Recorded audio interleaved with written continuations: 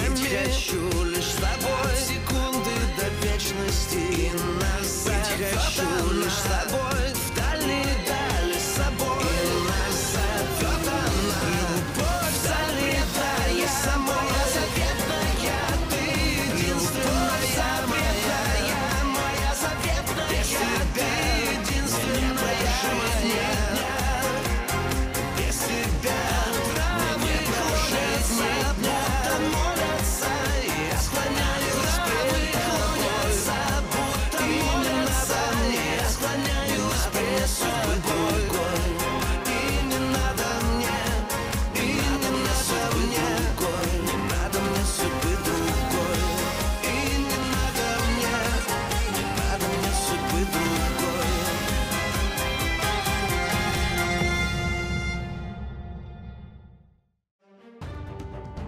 زليخة بتعرف إنه بنتها موجودة بروسيا عند الزعيم سوتنيك. يورمالاي بيلتقي بماريسا وبيعرض عليها فكرة الهروب معه.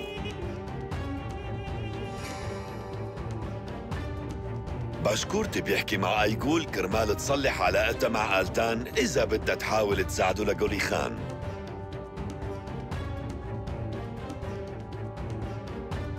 أيغول بتجتمع مع دينيز وبيتفقوا سوا ضدها لماريسا.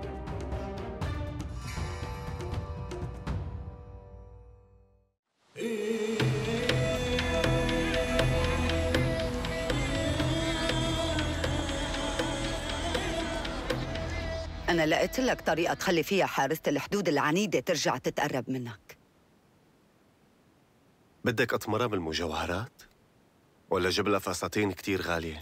لا، بهي الشغلات البسيطة فيك تشتري النسوان العادية، بس ماريسا مانا عادية وبيلزمها شي تاني. والظاهر إنه أنتِ بتعرفي شو بيلزمها. السلطة. السلطة؟ ما بتوقع. الشيء الوحيد اللي شاغل بالها هالفترة هي طريقة الهرب من هالمكان. أنا متأكدة هذا الشيء حاسسته، وهذا اللي رح يحل كل مشاكلها. أنا كتار حكولي كيف كانت ماريسا عايشة بروسيا، تصرفاتها كتير غريبة، الكل قال هيك. غوليخان أعطى أوامره ليخطفوها، قامت بعدين هي اللي راحت لعنده وعاشت بقلب السفارة. يلي بعرفه بررت هالتصرف إنه كانت ناوية تنتقم منه. لو عن جد كانت بدها تنتقم منه كانت رح تقتله من أول ما وصلت. إيه كانت بتقدر. الانتقام ما كان بهمها مثل السلطة. هي كان بدها تحس إنها مسيطرة على غوليخان. هي جربت إنه تساوي معك هيك، بس هون هذا الشيء كتير صعب عليها، لهيك بطلت تحبك. بس لهلأ السلطة بتعجبها، لهيك خليها تلعب هالدور. ما عم بفهم شو بدك يعني أعمل لها؟ تصدر قانون بيسمح للمرأة تحكم، وإنه مرت السلطان بتشاركه الحكم، بس أكيد هالحكي كله بالظاهر مشان تخليها تحس إنه في عندها سلطة، وهيك هي رح تضلها مبسوطة وتبطل تعمل لك مشاكل. أنت عن جد مفكرة إنه هيك شي ممكن يعجبها؟ صدقني أول ما بتحس بطعم السلطة ما رح تفكر تبعد عنك، لهيك عطيها هالسلطة إذا ناوي تخليها على طول معك. وفوق هيك أنت بتكون عم تحميها لحارسة الحدود، لأنه إذا أنت صار عليك شي خطير مثلاً مستحيل تلاقي حدا بهالقصر يرحمها لحظة واحدة.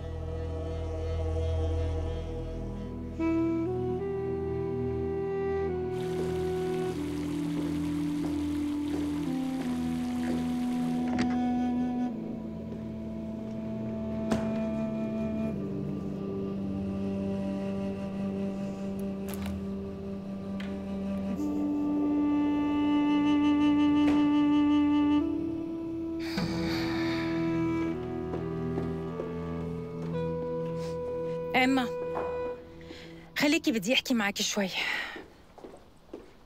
بخصوص دينيس. بخصوص دينيس؟ مو أنت عم تعالجيها وبتعرفي كتير شغلات؟ شو بيعجبها وشو بتحب ومن شو بتخاف؟ عفواً، بس ليش عم تسأليني عنها؟ في شيء اسمه سرية للمريض وآداب المهنة ما بتسمح. إما ركزي معي، أنت طلبتي إني ساعدك، كيف بدك يعني ساعدك إذا ما أعطيتيني نقطة ضعفها؟ ماريسا، وحياتك ما عندها نقطة ضعف. ما في حدا ما عنده وحدة. وحياتك ما عندها ولا نقطة ضعف. بعدين يا ريت ما نحكي عنها بصوت عالي، لأنه كل شي بيوصلها. ايه، لأنه هي بتشوف وبتسمع بكل مكان وبتقرأ أفكار اللي حواليها. شفتي؟ هاي الدليل. ما قلت لك؟ دكتورة إيما، دينيس خانم طالبة تشوف حضرتك. مو معقولة. ايه ما اسمعيني، هي بدها اياكي لأنه حاسة حالها تعبانة. هلأ أنتِ روحي وعالجيها بدون ما تخافي من شي، فهمتي؟ أنا مو خايفة منها. تمام، روحي. مو خايفة.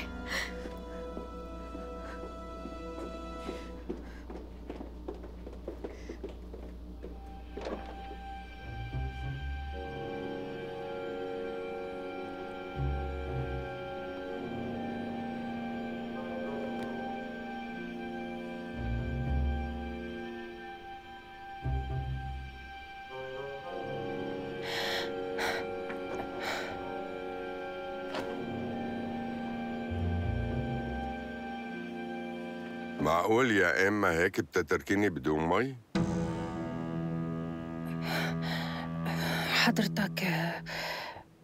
حضرتك السلطان ولا غلطانة؟ بلا، هذا أنا. وأنتي إذا مو غلطان ماريسا خانم.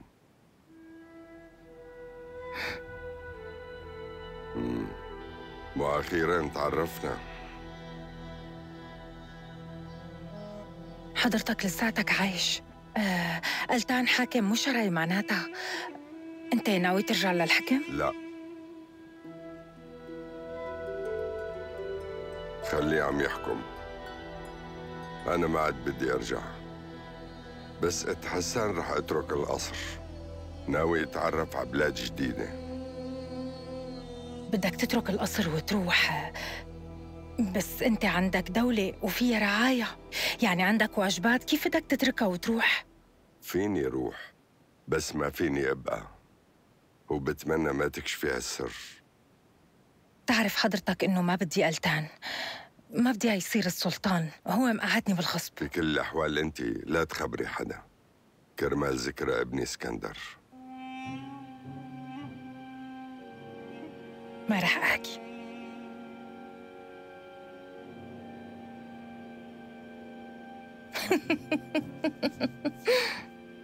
عشو عم تضحكي؟ على أمه. شبهها إما؟ هي قالت لي إنه لقيت في عندها بالغرفة هون فارة. بالقصر ما في فيران. أختي بتخاف من الفيران والجرادين، لهيك تخلصوا منهم من زمان. بتخاف ايه منه؟ بتموت رعبة منهم، وبتخاف من العناكب والحيايا والسحالي، لهيك كانوا يقتلوهم بالقصر كرمال ما تخاف دينيس وقت تشوفهم. طيب معقول ما في فيران هون حتى بالسجن؟ هو بالسجن أكيد في، بس بالقصر أكيد ما في.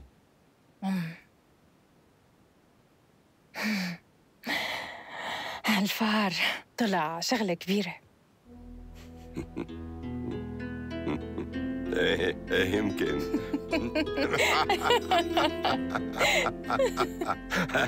هالورقة بدي إياها تكون جاهزة بسرعة قبل الاجتماع تبع مجلس الدولة، ويا ريت هالمرة ما تعمل حركاتك رشيد باشا. بس ما تواخذني، هذا القرار اللي بيسمح بتوريث العرش للمرأة رح يتعارض مع كل العادات والتقاليد. وهي العادات انتهت يا رشيد باشا. مين هذا اللي واقف قدامك؟ وريث العرش الشرعي.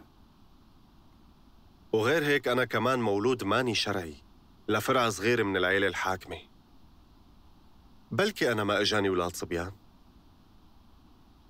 لا تقول هيك، أكيد رح يجي. ما حدا بيعرف شو الله كاتب له، بس نحن هلأ لازم نحسب حساب للمستقبل، وأهم شي نضمن إنه يكون في حاكم للإمبراطورية طول الوقت. منشان هيك بتجهز الورقة واجمع لي المجلس منشان آخذ موافقتهم. أنا بعتذر، بس وصلت ماريسا خانم.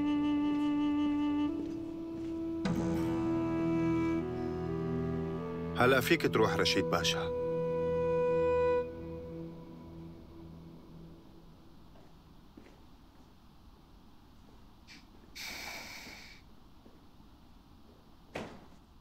قال بدك يعني حضرة الحاكم.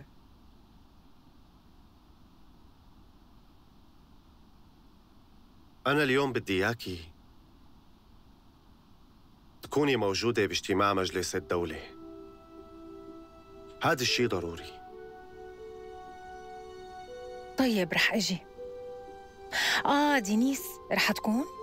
ليش أنت بدك ادعيها؟ رح يطلع منظري غلط لحالي بين الرجال، أما هيك نتسلى بالحكي أنا وياها. إلا إذا أنت ناوي تمللني. ايه ماشي. رح تجي دينيس كمان على الاجتماع. صار فيني روح؟ استني.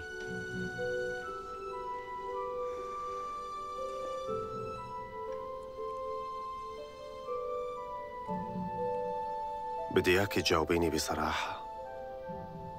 عن جد معك بدك تهربي من القصر؟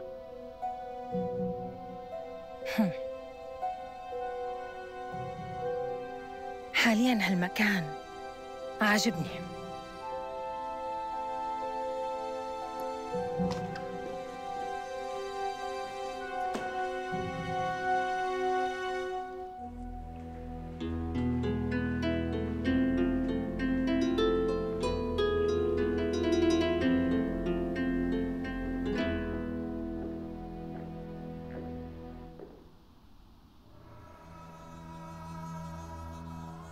دينيس خانم، حضرتك ست حكيمة وصاحبة خبرة، ورأيك كتير بيهمنا. اسمحي لي أعرض عليكي مكان بليق بمقامك.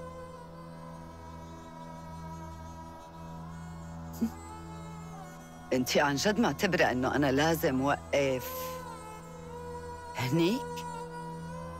ايه اكيد. ايه شكراً.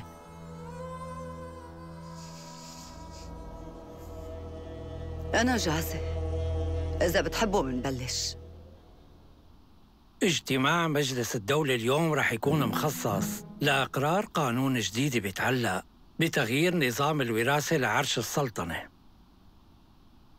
شلون يعني؟ ليش حتى يتغير؟ المفروض نتدارس الأمر باسمه هادوا عن تجاوز. مع بداية هاي الإمبراطورية الله تكرم على حكام الإمبراطورية العثمانية وخلفوا كتير أولاد. بس للأسف هلأ الوضع تغير. لهيك من باب الحرص على ضمان مصالح دولتنا وبناء على المشاورات بيني وبين المستشارين أصدرت قانون بيقول بموجبه اعتباراً من اليوم ورايح بحق للمرأة أنه تورث العرش مثل الرجال وتشارك كمان بالحكم وإدارة مصالح الدولة كلها. أنا بعرف منيح إنه أنتم مزعوجين ويمكن محتارين، بس أنا بعتبر هالقانون ضروري.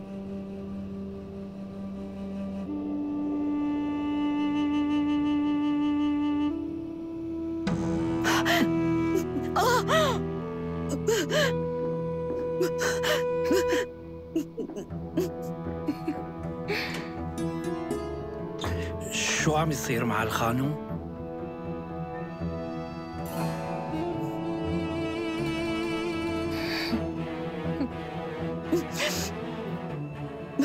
يا خانم، يا خانم فهميني شو صار لك؟ فينا نساعدك يا خانم؟ روحوا من هون، اتركوني أقعد لحالي.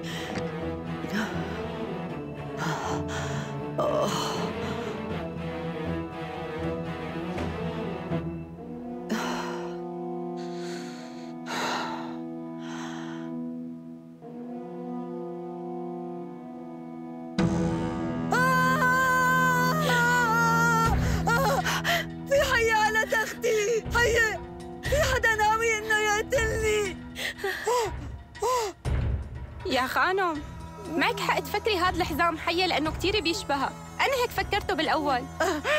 ايه هو عم بيلمع مثل الحية. ما بدي أشوفها بغرفتي مرة تانية بحياتي. يلا رح أخده فوراً. يا خانم فوت ارتاحي بغرفتك.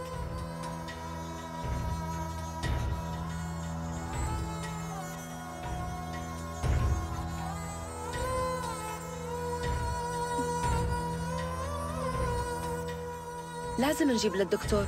الخانم مالها منيحة. أي دكتور نجيب لها؟ بنجيب الاثنين لكان. طيب.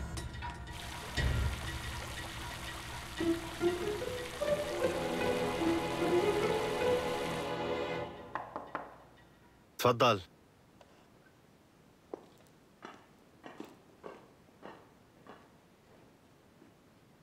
رحتوا فحصتوا دينيس خانم؟ ايه رحنا. فهمتوا شو صار لها؟ كان في عندها عوارض هستيريا، وفي عندها أعراض مرض كتير خطيرة معاليك، ارتفاع حرارة وحالة من الهستيريا. هذا الرأي اللي متفقين عليه؟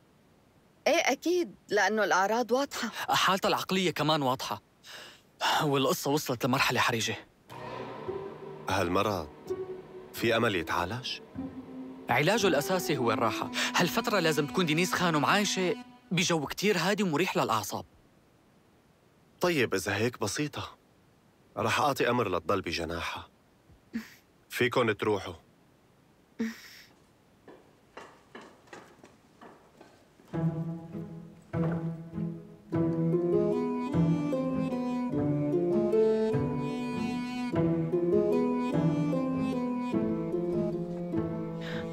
أنت أكيد جنيت.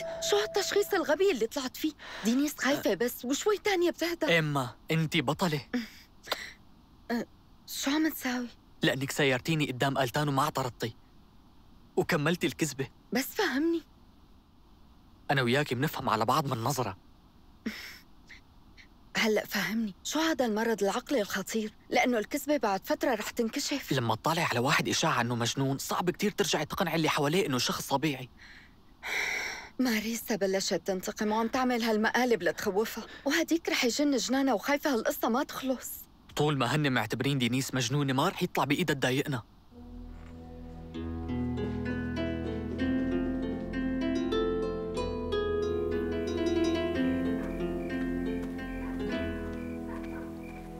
بدك شي تاني يا خانم؟ لا. حضرتك هلأ كيف ملاقية حالك؟ انت روحي، اتركيني بدي نام. أمرك يا خانم. بدك اترك الضوء؟ فكرتيني بخاف من العتمة؟ ولا لا تكوني انت كمان مصدقة اني مجنونة؟ أكيد مو هيك يا خانم. روحي من وشي. أمرك.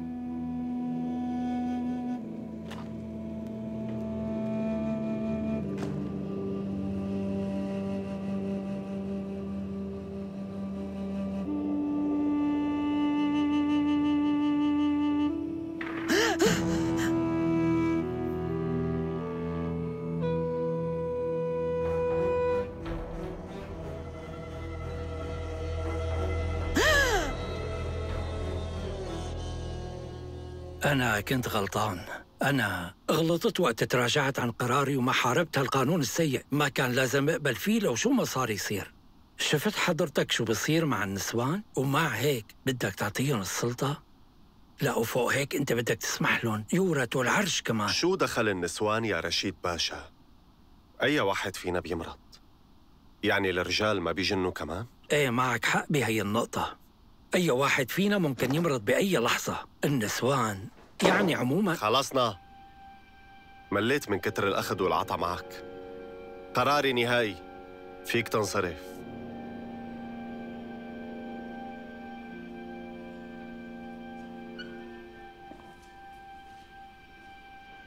قلي شو الأخبار؟ عملنا كمين قدام بيته لعمر. الحرس من شوي شافوا بعينهم كيف فات لعنده يور ملاي. تمام. معناها ماريسا أكيد رح تهرب بوقت قريب. بتصرخي ولا بتضلك ساكتة على الحالتين؟ ما حدا رح يرد عليكي. الكل صار يقولوا عنك مجنونة وممنوع الحرس يفوتوا لهون. خلص بكفي. رح اتنازل عن السلطة ورح اترك لك القصر. بدي روح أعيش لحالي بالضيعة. أنا هلأ مالي بحاجة لا القصر ولا سلطتك. شو بدك لكان؟ أنا جاي لعلمك درس. أنتِ مالك أول وحدة بتحاول تقتلني. بتعرفي شو رح أعمل فيكي؟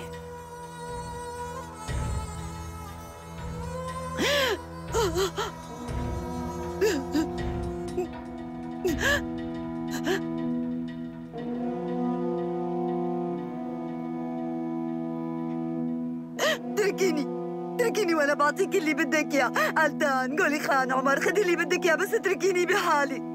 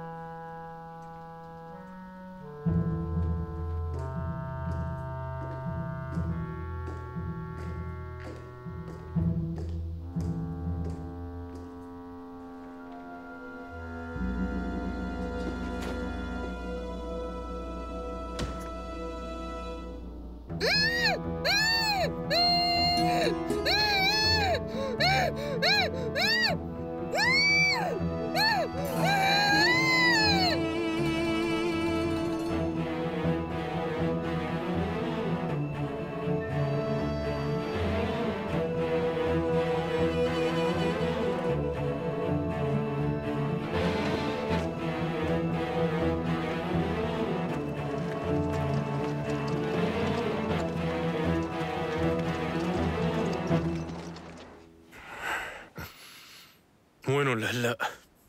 من زمان كان لازم يوصلوا لهون. انت مجهز كل شيء مشان تهرب؟ ايه انا جاهز.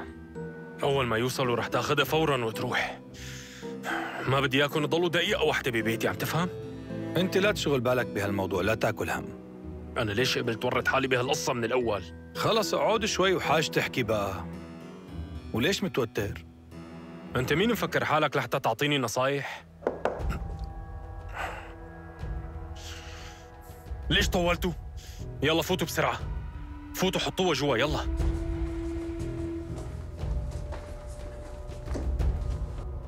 تعال لهون.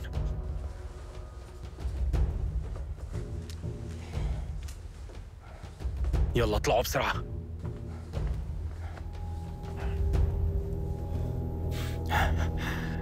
هذا أنا. يلا أنا رح هربك من هون. لا لا يورملاي، ما بدي.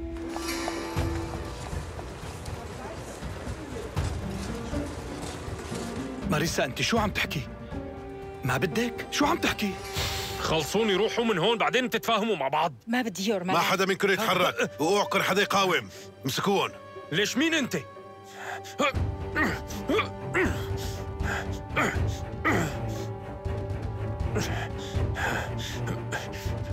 لا حدا يقرب مني. يلي بيقرب صدقوني حقتله. بكفي. خلص خلونا نهدى كلياتنا. أنا ما عاد قاومكم. مولاي السلطان. لا تقاوم يورملاي.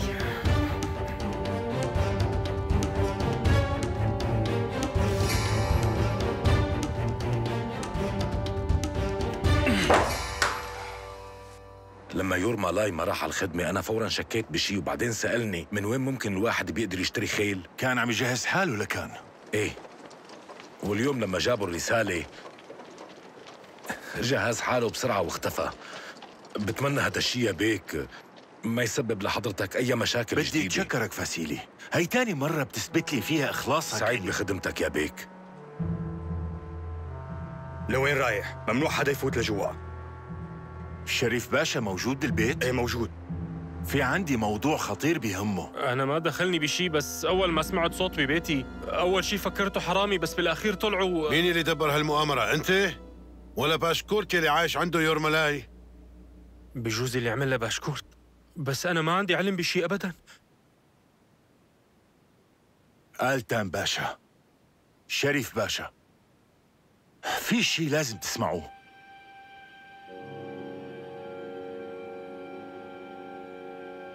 عم اسمعك باشكورت بيك. عمر، هذا الزلمة مجرم خطير، لأنه هو اللي خطف أيقول بيوم عرس حضرتكم وأخذها على بيته وخلاها رهينة عنده. أنت شو اللي عم تحكيه يا مجنون؟ لا تردوا عليه، هذا واحد مجنون وكذاب. وهلأ رجع خطف مرة تانية كمان. ويمكن يكون عم يخطط لمؤامرة ضد حضرتكم يا مولاي. مزبوط هالكلام؟ ايه بس مو مثل ما حضرتك فهمان. ممكن اشرح لك؟ خدوهم فوراً. وقفوا ألتان.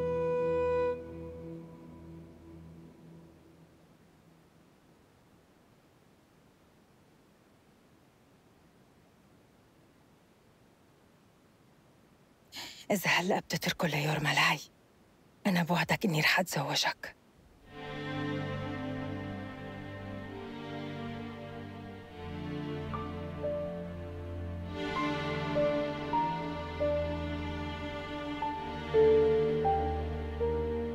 موافق. اتركوا الروسي يروح.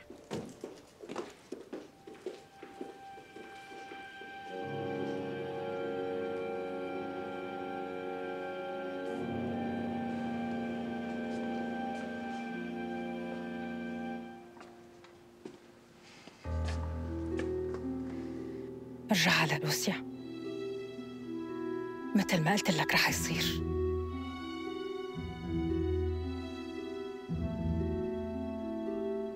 خدوه من هون.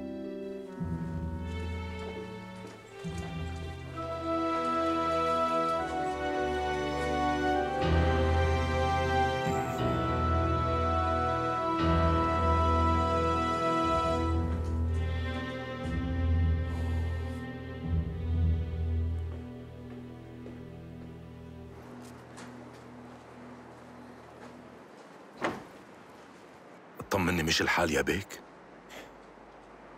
ايه، كل شيء صار أحسن. أنا شفت كيف كانوا الحرس أخدينه للوزير الأعظم. منيح إنك نبهتني بسرعة، لأنه عمر كان رح يورطني. يلا خلينا نروح على البيت. لوين رايح يا بشكورت بيك؟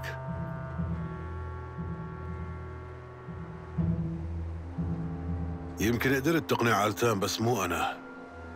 أنا بعرف إنك متفق مع عمر، لهيك نصيحتي إلك ما تفكر تجي مرة تانية على القصر، والأحسن إنك تسافر برا البلد، ويا ريت تاخد بنتك معك كمان. أنا ماني بحاجة لنصيحة منك، ورح أتصرف بالطريقة اللي بشوفها مناسبة. لكن بدك تدير بالك، أنا في عندي بالسجن خادمك القديم رومان، وإذا حطيته براسي رح خليه يعترف لي بكل شيء، اللي صار واللي ما صار.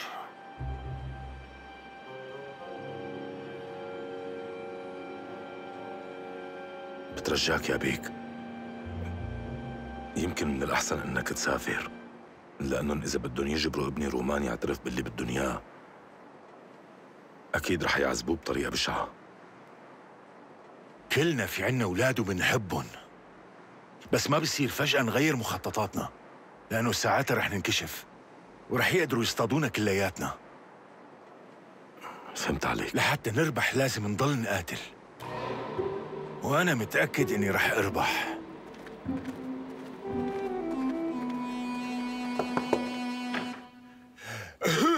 وين ماريسا؟ ليش ما جبتها معك؟ قالت لي إنه هي مو حابة تيجي. شو يعني ما بدها تجي؟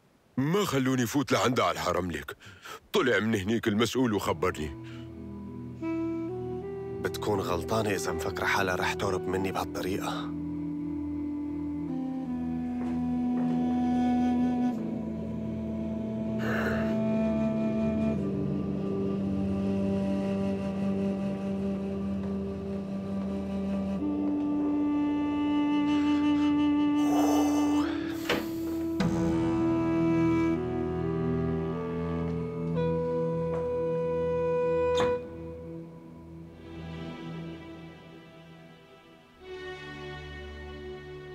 شو القصة؟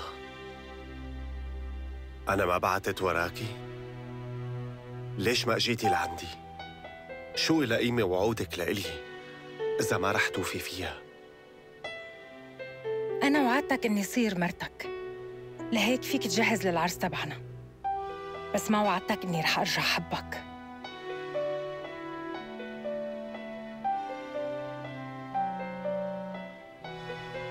انتي من كل عقلك مفكرة انه عندك خيار؟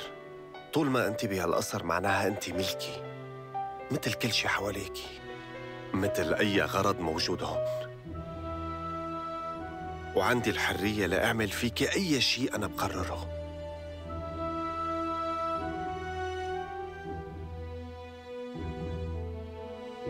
وشو اللي معناك تعمل؟ خدني إذا بتعتبرني ملكك. ما قعدني هون بالغصب وبتاخدني بالغصب. أنا ما بدي إياكي بالغصب. وغير هيك ما رح توصل لي.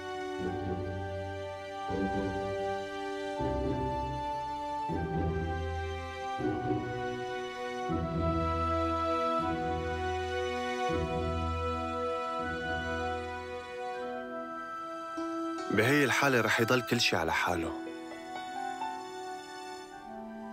تولدي الوريث تبعي وبعدين بتروحي لوين ما بدك.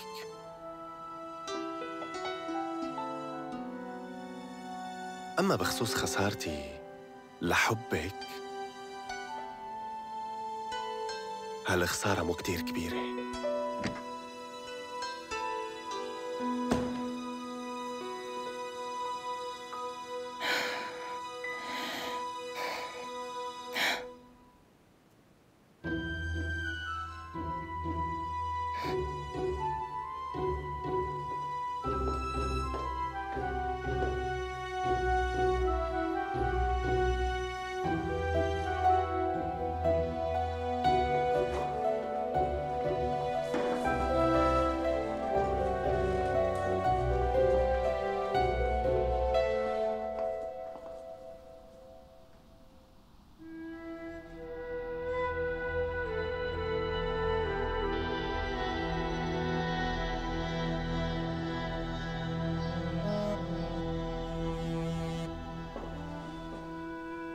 بتحب ساعد حضرتك يا مولاي؟ أنتِ رح تجي معي.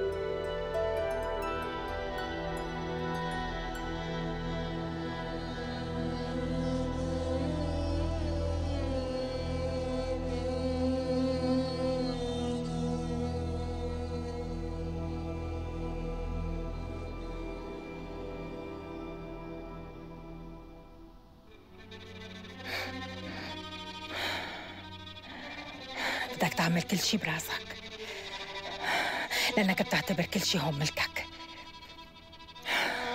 كل شي إلا أنا، كل شي إلا أنا.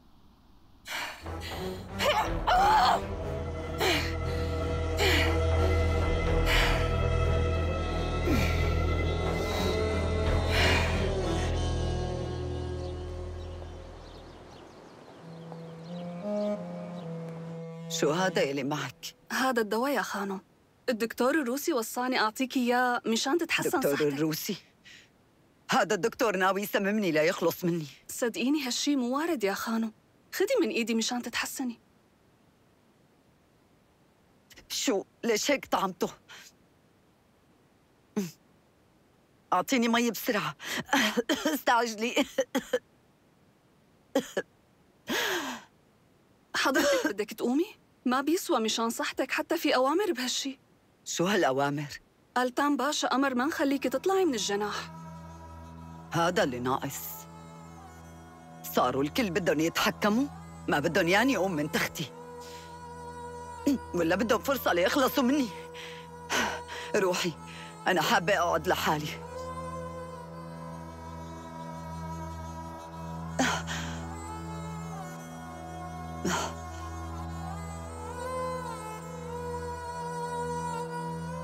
أنا آسفة يا خانم بس إجاكي ضيوف. ضيف شو؟ ألتان باشا بتحبي قل له إنه أنتِ نايمة؟ لا تعي، نادي له. بس أعطيني فستان قبل. وأخيراً على القليلة في حدا رجع تذكرني.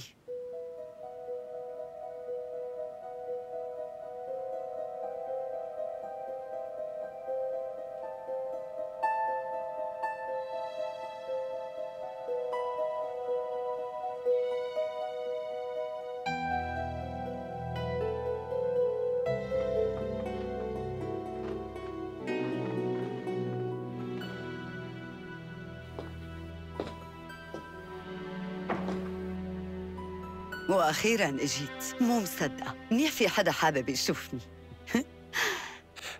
وكيف حاسة حالك هلا؟ كتير منيحة، ما تشغل بالك، كلهم شوية تعب. بس على حسب علمي عليكي حرارة. إيه كان علي حرارة. من بعد ما توفى أخي حملت هموم الدولة وحاولت حل المشاكل. ايه ولا يهمك، رح تتعافى. أكيد رح أتعافى، شوف قديش عندي أدوية عم يعطوني دواء كل نص ساعة، تصور هالحالة. بس أنا حاسة إنك جاية مشان موضوع تاني، ولا أنا غلطانة؟ لا أنت مانك غلطانة. طيب فوت. ما عم بعرف أتعامل مع ماريسا. شو الجديد اللي صاير؟ امبارح حاولت تهرب. طيب وينها هلأ؟ بالحرم لك، بقلب غرفتها. في حدا ساعدها ولا هي هربت لحالها؟ ساعدها واحد من حرس الحدود، بس لأنه هي طلبت مني أنا تركته يروح. آلتان ما بيصير هالشي، أنت كتير صاير متسامح. مو هذا المهم. شو ما عم أعمل مع ماريسا عم يزيد من كرهها لإلي. أنت عم تهتم فيها زيادة عن اللزوم. ليش غلط هالشي؟ إيه، إذا بدك تخليها تركض وراك خليها تحس إنك مو سائل عنها، وهيك رح تبلش تتعذب وتعاني من غيابك عنها. بس مو هذا اللي عم يصير. أنت من جوا طفل يا ألتان. لما كنت صغير ربيت مع الانكشاريين، لهيك لما صرت رجال طلعت ما بتعرف تتعامل مع النسوان. مزبوط، علموني شي تاني. إيه بس هالحكي من الماضي، وهلأ إذا بتسمح لي أنا رح أعلمك الطريقة الصح. أنا بعرف شو مشكلتكم. شو هي بقى؟ غيرانين مني كلياتكم. لا كتير واثقة بحالك انت. يعني منك انت. شو هالعياط هذا من الصبح؟ ماريسا؟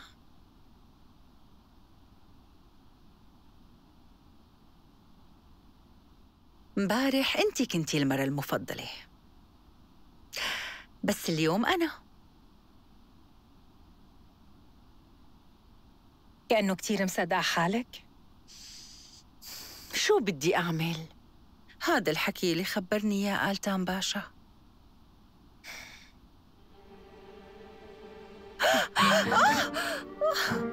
مشان تعرفي شو حجمك.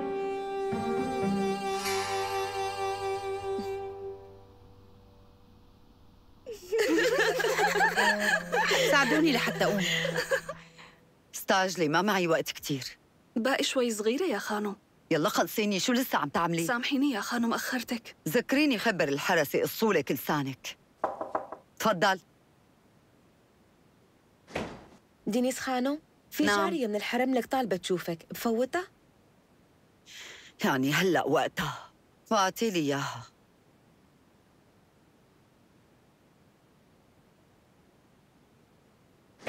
قولي بسرعة شو بدك لأنه ما في عندي وقت. بعتذر يا خانم إني عم عطلك، بس أنا في عندي شكوى. بلا وجعة راس، المشاكل اللي بيناتكم بتحلوها لحالكم. لو سمحتي يا خانم اسمعيني، لأنه في وحدة منهم ضربتني. ومين هي؟ ماريسا، حارسة الحدود. عن جد عم تحكي؟ ليش شو صاير بينك وبينها؟ امبارح أول المساء آلتان باشا أخذني وسمح لي روح معه على جناحه. قضيتي ليلتك مع آلتان؟ ايه، وبتوقع كان كتير مبسوط مني يا خانم. هلأ صار الموضوع بيسلي، ما كان عندي علم. ايه وشو صار؟ لهيك أنا اعتبرت حالي إنه صرت جاريته المفضلة، وحكيت هالشي بصراحة قدام ماريسا. على الأغلب هي غارت منك. ايه، ومن قهرها قامت دفشتني ووقعتني على الأرض. بترجاكي يا خانم تحميني من هالمرة، يعني أنا شو ذنبي إذا عجبته للباشا أكتر منها؟ تعالي لهون. إذا أنتِ رح تسمعي كلمتي أنا رح أحميكي من كل يلي حواليكي، بس تذكري وأنتِ معي رح يكون إلك مستقبل عظيم. أنا رح كون طوع إيديكي ورح نفذ كل المطلوب. برافو عليكي. هلأ روحي وما تهتمي بحدا.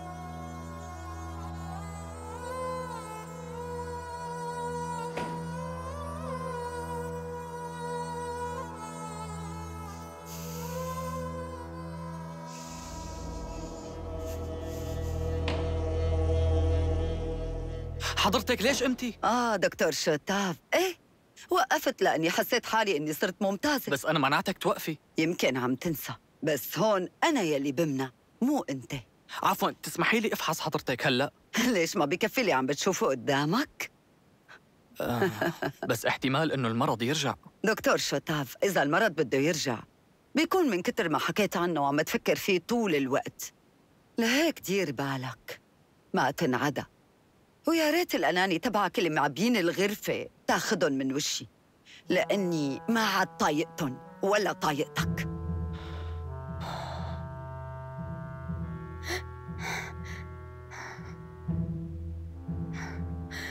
شو اللي صار؟ وقفت على رجليها؟ مثلك وأنا كمان تفاجأت. قال هي تحسنت وما عاد بدها علاج. طيب أنت ليش ما وقفتها؟ يا دكتورة إما أنا ما بحمل معي على طول حيايا. سامحني شوتاف، الأحسن إنه نتحاشى هي الحكي. وهلأ مخطط جديد من مخططاتنا نهار. والعمل هلأ رح ترجع مشان تنتقم. خلينا لكن ندعي له بطول العمر لآلتان. طول ما هو على العرش نحن بأمان. برأيي ندعي لماريسا بطولة العمر.